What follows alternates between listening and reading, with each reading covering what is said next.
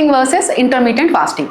Fasting బెటరా, intermediate fasting బెటరా అంటే రెండు ఓకే అండి. బట్ ఫాస్టింగ్లో మనం 7 days కంటే ఎక్కువ చేయకూడదు డెఫినెట్గా. కంప్లీట్ ఫాస్టింగ్ అనేది, లేదా క్లియర్ లిక్విడ్స్, దాంట్లో తీసుకునే క్లియర్ లిక్విడ్స్. కంప్లీట్ ఫాస్టింగ్ అంటే ఈవెన్ లిక్విడ్స్ తీసుకోకుండా ఎవరు ఉండరు. క్లియర్ లిక్విడ్స్ వంటివి తీసుకోవచ్చు అండి, లైక్ కోకోనట్ వాటర్ కానీ, లైక్ షుగర్ కేన్ జ్యూస్ కానివ్వండి, clear fruit juices, low calorie clear fruit juices కానివ్వండి, అవి తీసుకోవచ్చు. ఎన్ని డేస్ తీసుకోవచ్చు? 7 days వరకు తీసుకోవచ్చు. 7 days వరకు మనం ఫాస్టింగ్లో ఉన్నాము బాడీ అంటే ఫ్యాట్ లాస్ జరుగుతుందండి. అండ్ దెన్ 7 days తర్వాత మనకి మజిల్ లాస్ అనేది స్టార్ట్ అవుతుంది. సో అట్లనే ఇంటర్మీడియట్ ఫాస్టింగ్ అనేది మరి ఎన్ని డేస్ చేయొచ్చు అంటే మంత్స్ వైజ్గా చేసుకోవచ్చు మనం. దానివల్ల ప్రాబ్లం అయితే ఏముండదు.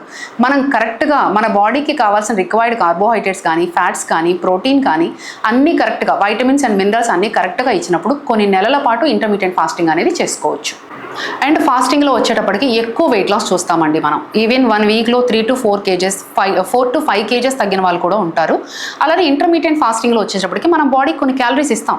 అప్ టు 1500 కానివ్వండి, 1600 కానివ్వండి, వాళ్ళు పెట్టుకున్న దాన్ని బట్టి క్యాలరీస్ ఇస్తాం కాబట్టి గ్రాడ్యువల్గా ఉంటుంది వెయిట్ లాస్ అనేది. అప్ టు 2 kgs వరకు, 1.5 to 2 kgs వరకు వాళ్ళ మెటబాలిజం మీద డిపెండ్ అయ్యి వెయిట్ లాస్ అనేది జరుగుతుంది.